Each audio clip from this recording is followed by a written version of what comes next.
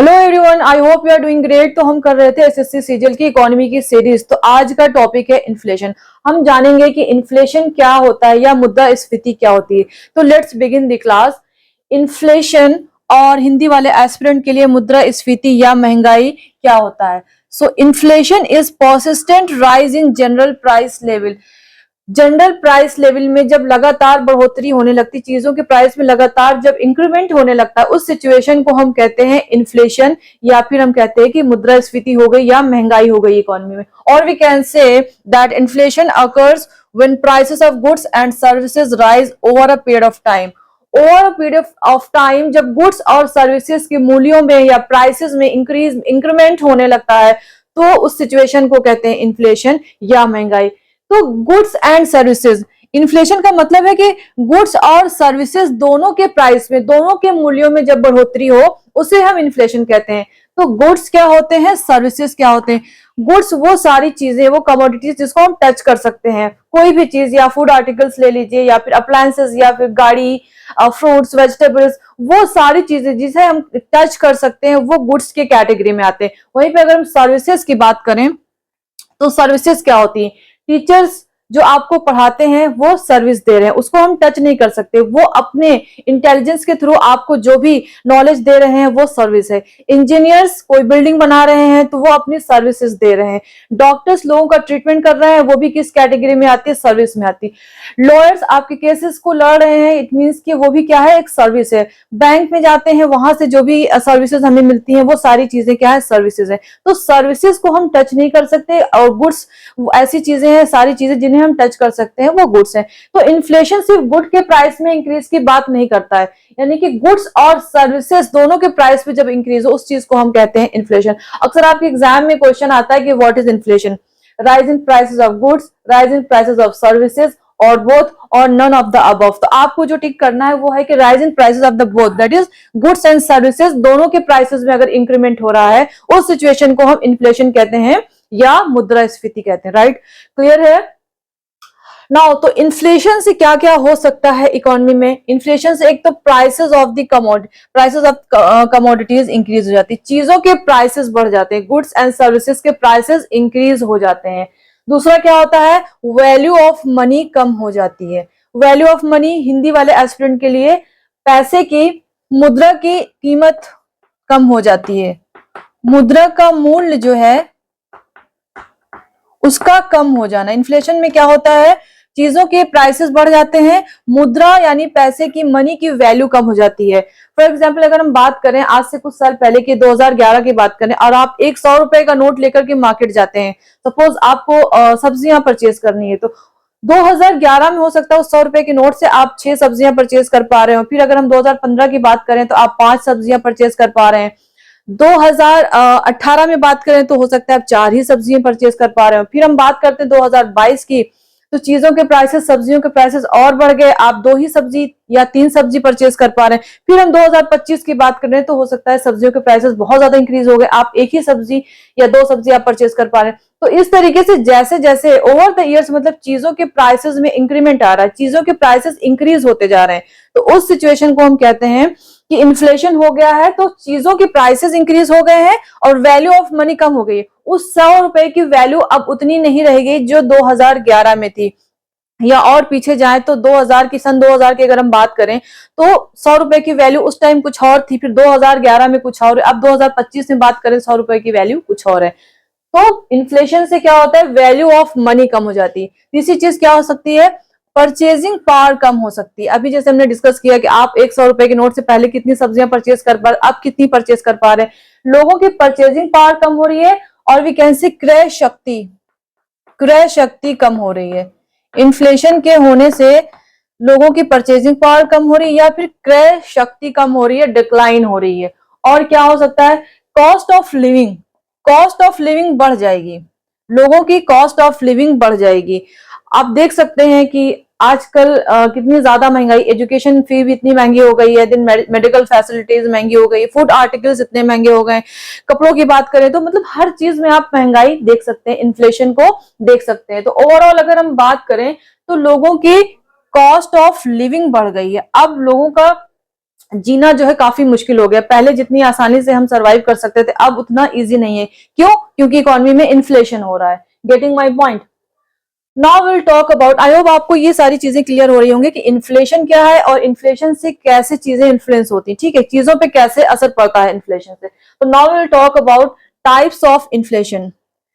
जब हम types of inflation करेंगे तो इसमें कॉजेज भी डिस्कस करेंगे, क्योंकि हम कॉजेज को अलग से सेपरेटली डिस्कस नहीं करने वाले, राइट। जब हम टाइप्स ऑफ इन्फ्लेशन की बात करते हैं तो we have two types of inflation. First is on the basis of speed and second one is on the basis of causes. तो अगर हम बात करें on the basis of speeds तो we have 5 types of inflation.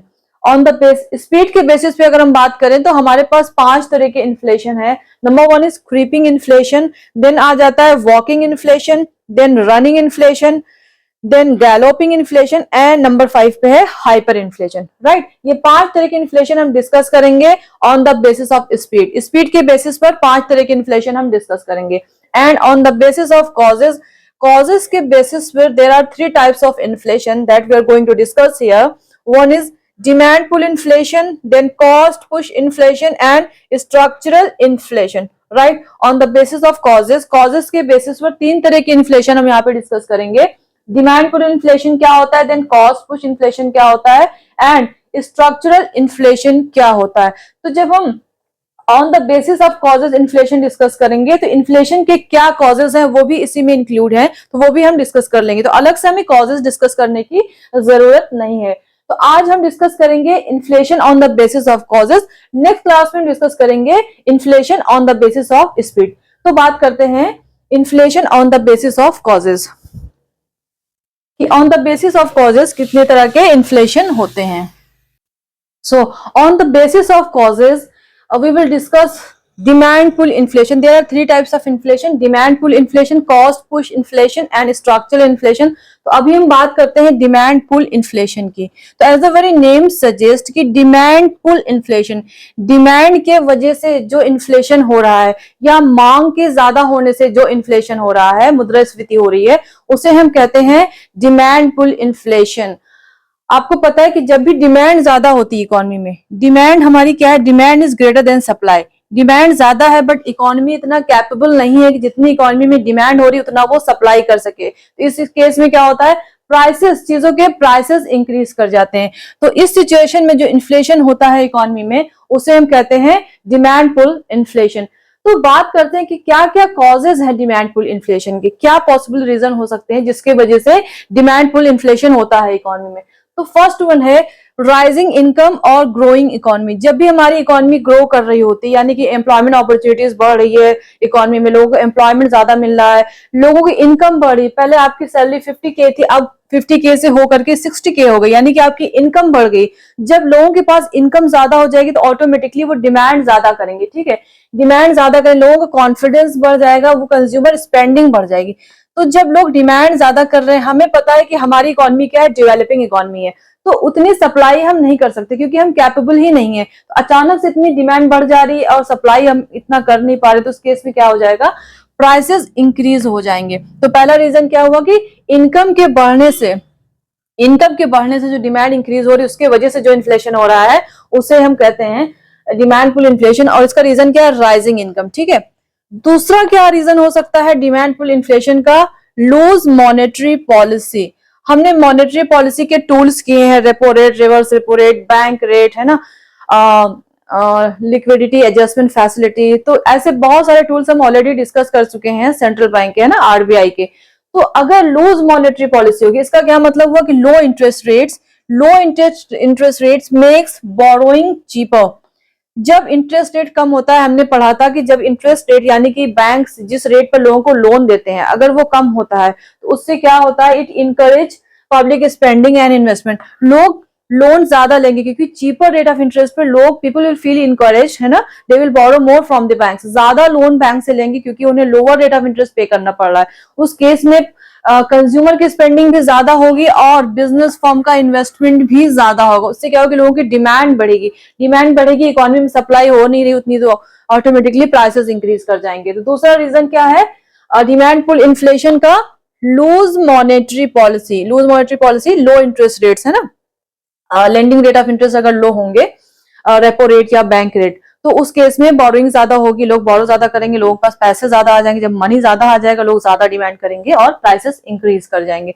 Then expansionary fiscal policy, expansionary fiscal policy, देखिए fiscal policy के बारे में अभी हमने डिस्कस नहीं किया, एक सेपरेट क्लास लूंगी उसमें मैं डिस्कस करूंगी, बट अभी के लिए समझ लेते हैं कि जो सेंट्रल बैंक जो पॉलिसी लेता है, जो टूल्स या इंस्ट्रूमेंट यूज करता है इकोनॉमी मनी सप्लाई को कंट्रोल करने के लिए, उसे हम कहते हैं मॉनेटरी पॉलिसी। मॉनेटरी पॉलिसी के टूल्स आपने कर लिए ऑलरेडी, बट जो पॉलिसी गवर्नमेंट लेती है जैसे कि रिडक्शन इन टैक्सेस या government expenditure, expansionary monetary policy यानी गवर्नमेंट एक्सपेंशन कर रही है, मनी सप्लाई बढ़ा रही है, लिक्विडिटी इकोनॉमी में बढ़ा रही है, वो होती है expansionary monetary of fiscal policy. अगर कॉन्ट्रैक्शनरी की बात करें तो मनी सप्लाई को हमें कॉन्ट्रैक्ट जब करना है, लिक्विडिटी को कम करना है, अब्सॉर्ब करना है, तो उस केस में जो पॉलिसी अडॉप्ट की जाती है, चाहे वो मॉनेटरी पॉलिसी हो या फिस्कल पॉलिसी, तो वो कॉन्ट्रैक्शनरी पॉलिसी होती है। तो एक्सपेंशनरी पॉलिसी मीन्स कि गवर्नमेंट एक्सपेंशन कर रही इकोनॉमी, मनी सप्लाई को एक्सपैंड कर रही, इकोनॉमी में लिक्विडिटी या मनी की शॉर्टेज है तो गवर्नमेंट एक्सपैंड कर रही है, उस केस में क्या होगा,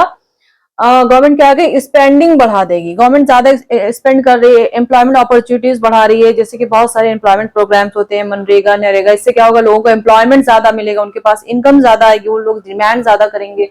और रिडक्शन इन टैक्सेस, टैक्सेस में कमी कर देगी, टैक्सेस को डाउन कर देगी, टैक्स रेट्स डाउन कर देगी। यहां पर हम डायरेक्ट इनडायरेक्ट दोनों ही टैक्सेस की बात करते हैं, आपने देखा होगा अभी जीएसटी के रेट्स कम कर दिए गए, ठीक है। उसी तरीके से अगर डायरेक्ट टैक्स की बात करें तो इनकम टैक्स, कॉर्पोरेट टैक्स, अगर पहले इनकम टैक्स 30% था, अलग अलग स्लैब पे होता है ना, कितने परसेंट पे, इतनी इनकम पे इतने परसेंट टैक्स है, तो अगर वो टैक्स गवर्नमेंट कम कर देती है तो उससे क्या होगा, लोगों की डिस्पोजेबल इनकम इंक्रीज हो जाएगी, it increases the disposable income of the people. लोगों के पास जो इनकम है, डिस्पोजेबल इनकम, वो पैसा जो वो खर्च कर सकते हैं, वो इनकम कम टैक्स पे करेंगे तो इनकम उनके पास बढ़ जाएगी। जब लोगों के पास इनकम ज्यादा होगी, ज्यादा पैसे होंगे तो ज्यादा डिमांड करेंगे, डिमांड ज्यादा करेंगे, वही सिचुएशन आ जाएगी, demand is greater than supply, supply economy उतना कर नहीं पा रही है, तो उस केस में क्या होगा, प्राइसेस इंक्रीज हो जाएंगे। तो एक रीजन हमने ये देख लिया कि एक्सपेंशनरी फिस्कल पॉलिसी है डिमांड पुल इन्फ्लेशन का रीजन। अगला रीजन क्या हो सकता है, मनी सप्लाई। अगर इकोनॉमी में मनी सप्लाई इंक्रीज हो जाए, एक तो मनी सप्लाई इंक्रीज होती है, लोग बैंक जो है लोन ज्यादा दे रहे हैं बिजनेस फर्म्स को या फिर आम इंडिविजुअल्स को। दूसरा रीजन क्या हो सकता है कि if central bank prints and distribute more money in the economy, जब सेंट्रल बैंक ज्यादा नोट प्रिंट कर रही है और इकोनॉमी में उसको डिस्ट्रीब्यूट कर रही है, तो जब भी इकोनॉमी में एक्सेस मनी आ जाता है, एक्सेस करेंसी आ जाती है, तो इससे क्या होता है, पैसे की वैल्यू कम हो जाती है, ठीक है, पैसे की वैल्यू कम हो जाती है, लीडिंग टू हायर प्राइसेस, ठीक है, मनी की वैल्यू हमारी कम हो गई और प्राइसेस ज्यादा हो जाएंगे, ठीक है। जब भी इकोनॉमी में ज्यादा मनी आता है तो क्या होता है, हमारी करेंसी की वैल्यू कम हो जाती है और प्राइसेस जो है वो इंक्रीज हो जाते हैं। तो एक रीजन ये हो सकता है इन्फ्लेशन का, डिमांड पुल इन्फ्लेशन का। नेक्स्ट रीजन क्या है, इंक्रीज इन पॉपुलेशन। हमें पता है कि डेवलपिंग इकोनॉमी की प्रॉब्लम क्या होती है, इंक्रीज पॉपुलेशन जो है लगातार इंक्रीज हो रही है, पॉपुलेशन इंक्रीज हो रही है, बट इकोनॉमी कैपेबल नहीं है कि इंक्रीजिंग पॉपुलेशन की डिमांड को फुलफिल कर सके, क्योंकि हमें पता है वी आर डेवलपिंग इकोनॉमी, हमारे पास रिसोर्सेज है नहीं, या तो रिसोर्सेज हैं तो उतना हम उन्हें यूटिलाइज नहीं कर पा रहे हैं।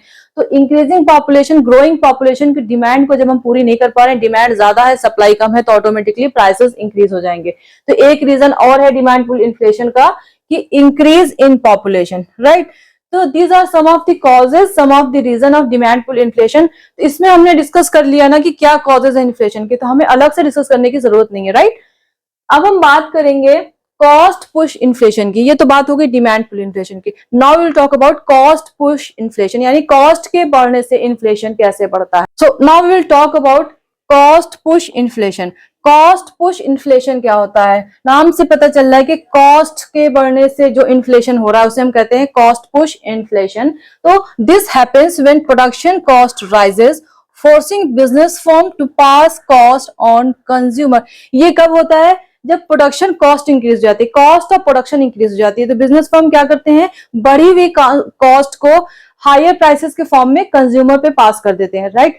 तो जो बढ़ी हुई कॉस्ट होती है वो कंज्यूमर को ही पे करना पड़ता है ऑटोमेटिकली, राइट, कि कॉस्ट ऑफ प्रोडक्शन बढ़ रही है तो फाइनली पे कौन करेगा, कंज्यूमर ही पे करेंगे। तो कॉस्ट पुश इन्फ्लेशन वो है जो प्रोडक्शन कॉस्ट के बढ़ने से जो इन्फ्लेशन आता है इकोनॉमी में, उसको हम कहते हैं कॉस्ट पुश इन्फ्लेशन। तो now we'll discuss some of the reason कि what are the reasons that give rise to cost push inflation। cost push inflation के reasons क्या हैं, तो सबसे पहले बात करते हैं rising input cost. Input cost यानी कि जो चीजें, इनपुट क्या होते हैं, रॉ मटेरियल्स, जो हम प्रोडक्शन प्रोसेस में कुछ रॉ मटेरियल को यूज करते हैं ना, उसको यूज करके ही हम चीजों को प्रोड्यूस करते हैं। तो अगर इनपुट कॉस्ट ही हमारी इंक्रीज हो जाएगी तो हमारी cost of production automatically increase हो जाएगी, राइट। तो increase in prices of raw materials such as, raw materials कौन कौन से हो सकते हैं, क्रूड ऑयल देन मेटल्स और electricity raise the cost of production. तो कुछ हमने यहाँ पे रॉ मटेरियल डिस्कस किए, क्रूड ऑयल यानी कि कच्चा तेल, जिससे कि पेट्रोल बनता है या डीजल बनता है, तो कच्चे तेल के प्राइस में इंक्रीज हो जाना। मेटल्स, कुछ मेटल्स आयरन है या कॉपर, इस तरह के कुछ मेटल्स जो हम चीजों को प्रोड्यूस करने में यूज करते हैं, तो मेटल के प्राइसेस इंक्रीज हो जाने से, या फिर इंडस्ट्रीज में, फैक्ट्रीज में जो भी प्रोडक्शन होता है, मशीन्स जो चलती है इलेक्ट्रिसिटी से रन होती है, राइट। तो अगर इलेक्ट्रिसिटी के प्राइसेस इंक्रीज हो जा रहे हैं तो भी कॉस्ट ऑफ प्रोडक्शन इंक्रीज हो जाएगी। तो वो सारे इंपुट्स जो कि प्रोडक्शन प्रोसेस में यूज हो रहे हैं, उसमें किसी न किसी इंपुट का अगर प्राइसेस इंक्रीज हो जा रहा है तो हमारी कॉस्ट ऑफ प्रोडक्शन इंक्रीज हो जाएगी, जिससे क्या हो जाएगा, चीजों के प्राइसेस इंक्रीज हो जाएंगे और इकोनॉमी में क्या हो जाएगा, कॉस्ट पुश इन्फ्लेशन हो जाएगा। नाउ अगला रीजन क्या हो सकता है, वेज इंक्रीज। वेज यानी कि लेबर को जो हम वेज पे कर रहे हैं, अगर वो इंक्रीज हो जाती है तो भी हमारी कॉस्ट ऑफ प्रोडक्शन इंक्रीज हो जाएगी और प्राइसेस इंक्रीज हो जाएंगे। तो if wages rise without corresponding increase in productivity, business face higher labour cost. Wages हमारे बढ़ रहे हैं बट वेजेस के साथ साथ प्रोडक्टिविटी उतनी, चीजों का प्रोडक्शन उतना इंक्रीज नहीं हो रहा है, तो बिजनेस फर्म को क्या, हायर लेबर कॉस्ट पे करना पड़ रहा है। कभी कभी होता है कि जो लेबर यूनियंस होते हैं, दे बिड फॉर हायर वेजेस। वो अक्सर होता है ना कि स्ट्राइक हो गई, धरने पे बैठ गए कि हमारी वेज बढ़ाइए ना, ऐसी डिमांड्स होती है। अगर बिजनेस फर्म वेज को बढ़ा देते हैं लेकिन प्रोडक्शन उतना नहीं बढ़ रहा है, तो लेबर कॉस्ट तो बढ़ गई बट प्रोडक्शन नहीं बढ़ रहा है, तो उनको क्या, प्रोडक्शन कॉस्ट उनकी बढ़ जाती है। इस केस में चीजों के प्राइसेस भी इंक्रीज कर जाएंगे, जो कि ऑटोमेटिकली कंज्यूमर को ही पे करना पड़ेगा। तो एक ये भी रीजन हो सकता है कॉस्ट पुश इन्फ्लेशन का, राइट। नेक्स्ट आता है हमारा सप्लाई शॉक।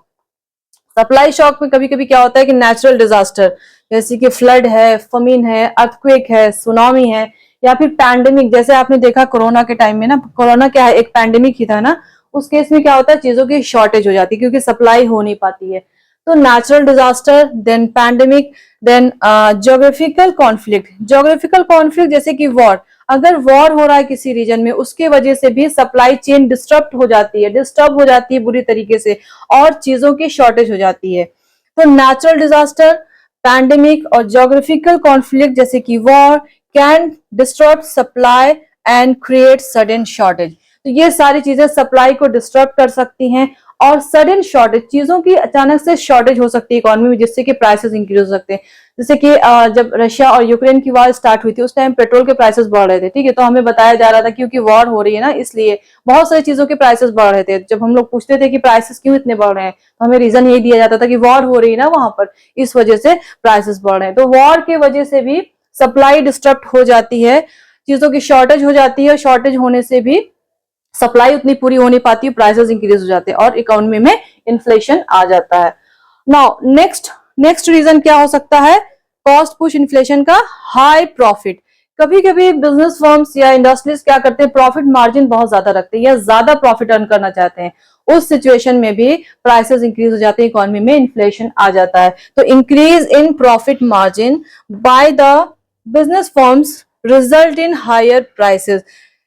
बिजनेस फर्म का प्रॉफिट मार्जिन में जब इंक्रीज होता है, उससे क्या हो जाता है, हायर प्राइसेस हो जाते हैं, चीजों के प्राइसेस इंक्रीज कर जाते हैं, जो ऑटोमेटिकली अल्टीमेटली जो है वो कंज्यूमर को पे करना पड़ता है। तो ये भी एक रीजन है कॉस्ट पुश इन्फ्लेशन का। तो आई होप ये आपको क्लियर हुआ होगा। हमने डिस्कस किया डिमांड पुल इन्फ्लेशन और उसके रीजन, कॉजेज, और हमने फिर स्टडी किया कॉस्ट पुश इन्फ्लेशन क्या होता है, उसके कॉजेज।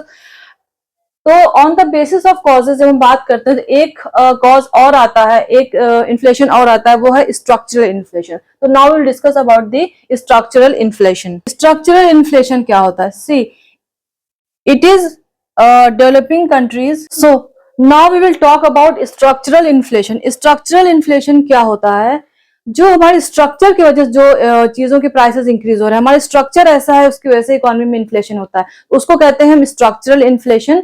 तो it is common in developing countries. Structural inflation जो है डेवलपिंग कंट्रीज में बहुत ही कॉमन होता है। तो स्ट्रक्चरल इन्फ्लेशन के रीजन क्या क्या हो सकते हैं, देखते हैं। तो नंबर 1 है एग्रीकल्चरल बॉटलनेक्स, यानी कि एग्रीकल्चरल गुड्स की शॉर्टेज। बॉटलनेक्स मतलब रुकावट या शॉर्टेज। तो एग्रीकल्चर बॉटलनेक्स में क्या होता है? Low productivity in food sector can lead to persistent price hikes in essential commodities। Developing countries में क्या होता है कि प्रोडक्टिविटी अगर जो एसेंशियल फूड आर्टिकल्स हैं एग्रीकल्चर सेक्टर में, अगर उनकी प्रोडक्टिविटी बहुत कम है, प्रोडक्शन कम हो रहा है, तो उससे क्या हो सकता है? प्राइसेस इंक्रीज हो सकते हैं। ऐसे एसेंशियल जरूरी कमोडिटीज के प्राइसेस इंक्रीज हो सकते हैं, राइट। जैसे कि हम फूड ग्रेन्स यूज करते हैं, गेहूं, चावल या कुछ दालें हैं या सब्जियां हैं, ये सारी चीजें हमें एग्रीकल्चर सेक्टर से आती हैं। तो अगर उसका प्रोडक्शन कम है तो ऑटोमेटिकली उसके प्राइसेस ज्यादा हो जाएंगे, ठीक है। तो वही बात करते हैं हम एग्रीकल्चर बॉटलनेक्स में कि एग्रीकल्चर सेक्टर में अगर चीजों की प्रोडक्टिविटी कम है तो उससे क्या हो सकता है? प्राइसेस इंक्रीज हो सकते हैं, चीजों के मूल्य बढ़ जाएंगे। दूसरा आता है इंफ्रास्ट्रक्चरल बॉटलनेक्स। डेवलपिंग कंट्रीज में इंफ्रास्ट्रक्चर की भी बहुत प्रॉब्लम होती है, उसकी वजह से भी प्राइसेस इंक्रीज हो जाते हैं। तो such as lack of infrastructural facilities, that is lack of power, poor transport, fuel, storage networks limit the supply of goods। तो ऐसी कंट्रीज में क्या होता है? पावर की बहुत ज्यादा शॉर्टेज होती है। देन पुअर ट्रांसपोर्टेशन, तो हमें पता ही है कि हमारा ट्रांसपोर्टेशन सिस्टम कैसा है। देन अगर स्टोरेज फैसिलिटी अच्छी नहीं है, यानी कि प्रोडक्शन तो हुआ बट हम उसको सही तरीके से स्टोर नहीं कर पा रहे हैं। जब चीजों को स्टोर नहीं कर पा रहे हैं तो वो खराब हो जा रही हैं और हम उसे सप्लाई ही नहीं कर पा रहे हैं, ठीक है। फ्यूल की इतनी ज्यादा शॉर्टेज है, प्राइसेस आपको पता है कि फ्यूल के प्राइसेस, पेट्रोल के, डीजल के प्राइसेस इतने ज्यादा इंक्रीज हो रहे हैं। अक्सर तो स्ट्राइक हो जाती है, तो आप देख रहे हैं कि ट्रक्स में माल भरा हुआ है बट स्ट्राइक हो गया तो वो लोग माल सप्लाई ही नहीं कर रहे हैं। तो है ना, इस केसेस में भी क्या होता है कि जब चीजों की शॉर्टेज होने लगती है, फूड चेन डिस्टर्ब हो जाती है इस केसेस में, तो चीजों की शॉर्टेज हो रही है, उसकी वजह से भी प्राइसेस इंक्रीज हो जाते हैं। तो इंफ्रास्ट्रक्चरल बॉटलनेक्स भी एक रीजन है स्ट्रक्चरल इन्फ्लेशन का डेवलपिंग इकोनॉमी में। एक और रीजन आता है फॉरेन एक्सचेंज बॉटलनेक। हमारे डेवलपिंग कंट्री में फॉरेन एक्सचेंज हमने पढ़ा है, फॉरेन करेंसी, यूएस डॉलर या पाउंड स्टर्लिंग, ये सारी क्या है? हमारा जो रिजर्व बैंक है वो रिजर्व करके रखता है फॉरेन करेंसीज को। तो डेवलपिंग इकोनॉमी में, डेवलपिंग कंट्रीज में फॉरेन एक्सचेंज की भी बहुत ज्यादा कमी होती है।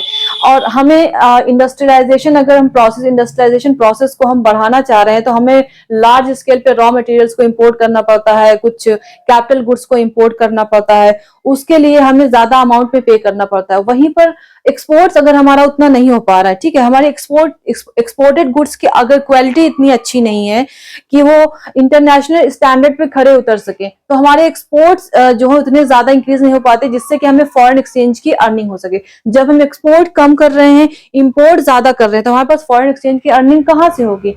तो उस केस में भी जो हम इंपोर्ट ज्यादा कर रहे हैं, इंपोर्टेड आइटम पे हमें ज्यादा पे करना पड़ रहा है, तो जब वो हायर प्राइसेस पे जब हम इंपोर्टेड रॉ मटेरियल्स को इंपोर्ट कर रहे हैं बाहर से, तो हमारे चीजों के प्राइसेस बढ़ जाए, क्योंकि कॉस्ट ऑफ प्रोडक्शन हमारी बढ़ रही है, हमारी कॉस्ट ऑफ प्रोडक्शन बढ़ रही है, चीजों के प्राइसेस इंक्रीज हो रहे हैं, राइट। उससे भी इकोनॉमी में इन्फ्लेशन होता है।